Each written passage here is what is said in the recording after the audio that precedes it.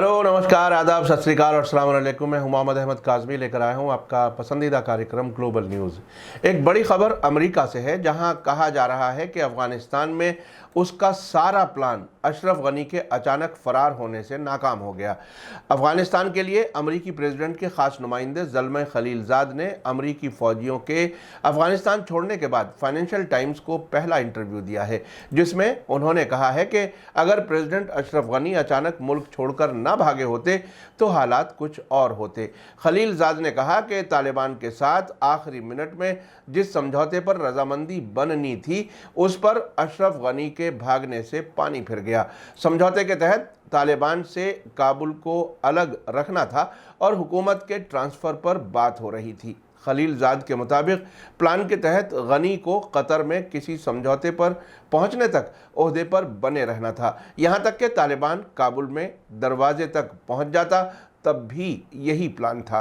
Khalilzad ने कहा कि 15 अगस्त को गनी के भागने से सिक्योरिटी इंतज़ाम में खालीपन आया और इससे तालिबान को काबुल तक आने में कोई दिक्कत नहीं हुई। ज़ल्मई खलीलज़ाद को 2018 में अमेरिकी प्रेसिडेंट डोनाल्ड ट्रंप ने तालिबान के साथ बातचीत के लिए ख़ास नुमाइंदे के तौर पर तैनात किया था।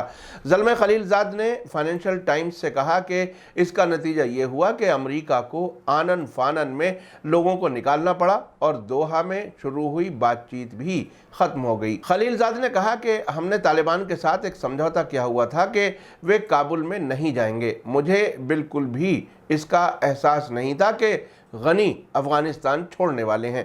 आपको याद दिला दूं कि इसी हफ्ते अमेरिकी फॉरेन मिनिस्टर एंटनी ब्लिंकन ने अमेरिकी सीनेटरों से कहा था कि उन्हें प्रेसिडेंट अशरफ गनी ने मुल्क छोड़ने से पहले भरोसा दिया था कि वे अमेरिका के प्लान के हिसाब से ही काम करेंगे।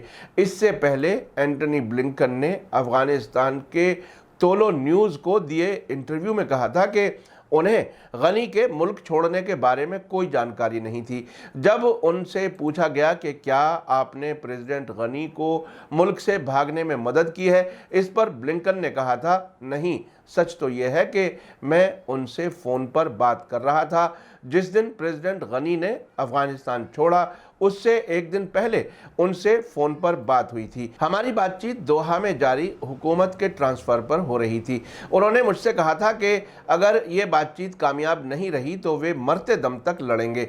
इसके बाद 24 घंटे के अंदर ही उन्होंने मुल्क छोड़ दिया। मुझे उनके प्लान के बारे में बिल्कुल पता नहीं था और ना ही हमने उनके भागने का इंतज़ाम किया था। आपको बता दूं कि अशरफ गनी ने मुल्क से फ़रार होने के बाद कहा था कि वे काबुल में कत्ल व गारतगरी नहीं चाहते थे। प्रेसिडेंट हाउस की सिक्योरिटी के अफसरान ने उन्हें मुल्क छोड़ने का मशवरा दिया था।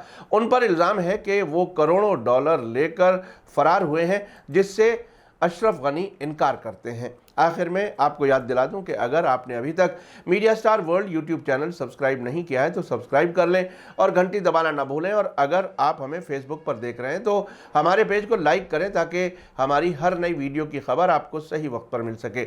इसी के साथ मुझे दीजिए इजाज़त। ग्लोबल न्यूज़ का ये एपिसोड आपको कैसा लगा कमेंट्स में ज़रूर लिखें। थैंक यू, धन्यवाद, शुक्रिया। जय भारत, जय हिंद।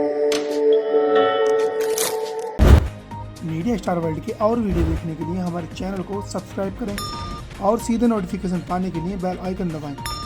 और अगर हमारी खबर सच्ची और अच्छी लगे तो अपने व्हाट्सएप, इंस्टाग्राम, फेसबुक और ट्विटर अकाउंट पर ज़रूर शेयर करें।